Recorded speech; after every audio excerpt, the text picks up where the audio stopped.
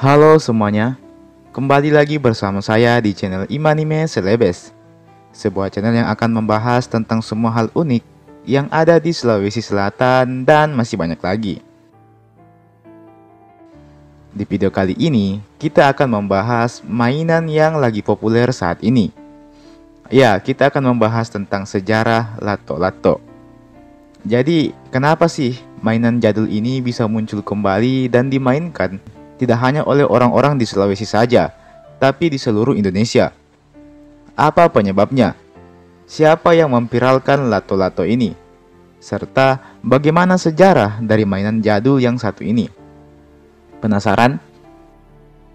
Sebelum kita memasuki pembahasan, seperti biasa, saya mau mengajak teman-teman semua buat yang belum subscribe supaya bisa terlebih dahulu ditekan tombol subscribe-nya, supaya channel ini bisa terus berkembang dan memberikan informasi, hiburan, serta wawasan kepada kita semua. Oke? Kalau sudah, langsung saja. Mari kita memasuki pembahasan. Inilah dia sejarah dari mainan lato-lato. Lato-lato atau yang biasa kita sebut dengan lato-lato ini adalah mainan yang memang sudah ada sejak dulu. Diperkirakan mainan ini sudah ada di Indonesia sejak tahun 70-an. Meski begitu, lato-lato baru populer dimainkan di era 90-an. Kalau ada di antara kalian yang menjalani masa kecil di era itu, maka pasti kalian tidak terlalu asing dengan mainan lato-lato ini.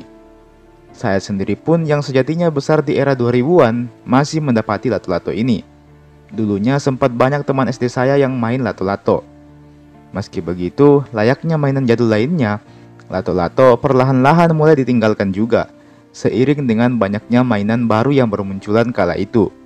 Semisalnya ada Tamiya, Yoyo, Beyblade, PlayStation, dan masih banyak lagi. Kalahnya lato-lato dalam hal popularitas ini membuatnya semakin dilupakan kala itu. Dan akhirnya lato-lato pun semakin menghilang kala itu. Meski begitu, akhir-akhir ini mainan ini kembali viral dan ramai dimainkan. Jujur, awalnya saya pikir kalau lato-lato ini cuma viral di sekitar rumahku saja. Namun, ketika saya iseng-iseng buka TikTok, ternyata bukan hanya di sekitaran rumahku saja, melainkan di seluruh Sulawesi Selatan pun mainan ini juga kembali viral. Nah, berkat media sosial yang super hebat ini, maka lato-lato pun lambat laun mulai dikenal luas kembali, tidak hanya di kalangan anak-anak Sulawesi saja, tetapi juga bisa dikenal luas di seluruh Indonesia. Bahkan sudah banyak juga para influencer yang ikut memainkan mainan yang satu ini. Memang cara memainkan lato-lato ini lumayan simple, dan ada kesenangan tersendiri dari memainkan permainan yang satu ini. Meskipun saya sendiri tidak tahu apa kesenangan yang didapat dari main lato-lato ini. Namun satu hal yang pasti, banyak orang yang penasaran dan ingin mencoba memainkan lato-lato ini. Nah, timbul pertanyaan, apakah itu artinya lato-lato ini berasal dari Makassar? Mengingat anak-anak dari Sulawesi Selatan yang pertama kali mempopulerkan kembali lato-lato ini. Banyak orang yang kemudian beranggapan bahwa lato-lato ini aslinya berasal dari Makassar. Namun ternyata setelah saya cari-cari di Google, ternyata informasi itu tidaklah benar. Lato-lato sejatinya berasal dari negara adidaya Amerika Serikat.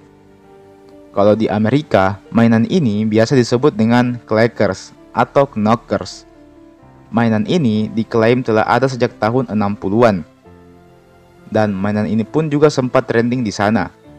Bahkan, dulunya sempat diadakan Piala Dunia Lato-Lato di Italia. Jadi memang lato-lato ini dulunya sempat populer sekali.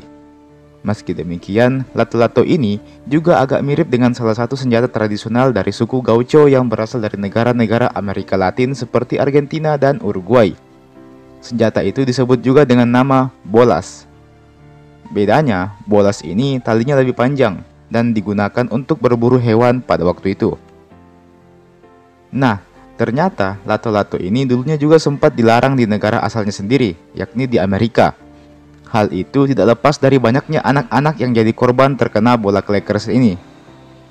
Dan dulunya, memang clackers atau lato-lato ini dibuat menggunakan bahan dari plastik, akrilik, dan bahan lainnya yang komposisinya itu agak mirip dengan kaca dan tentunya bisa pecah.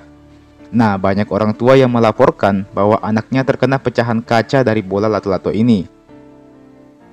Meskipun clackers ini kemudian juga diganti bahannya dari yang awalnya menggunakan bahan akrilik seperti kaca diganti menjadi plastik, namun tetap saja banyak anak-anak yang terkena cedera akibat lato-lato ini.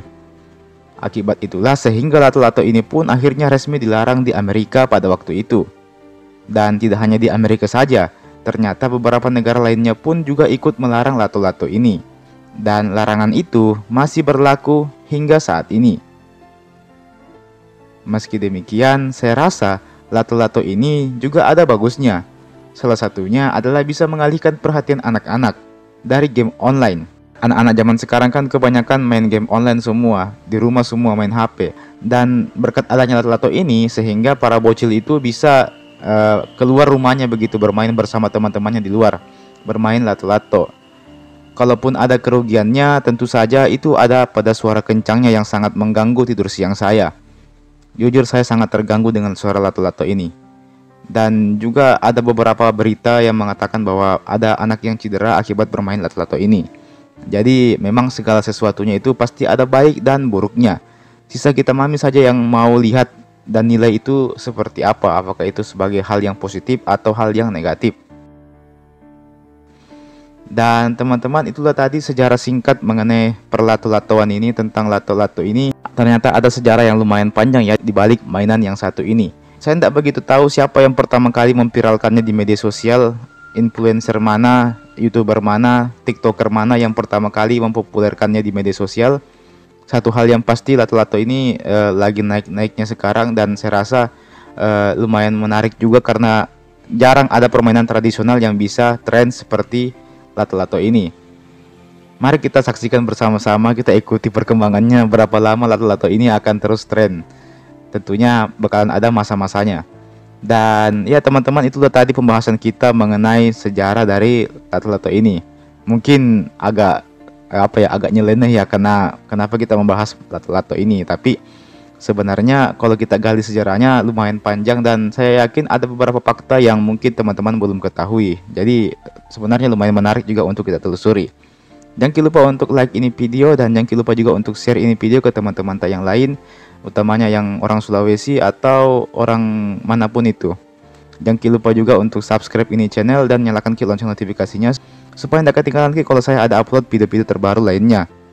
Oke, akhir kata terima kasih banyak telah menonton video ini sampai habis, dan sampai jumpa di video berikutnya.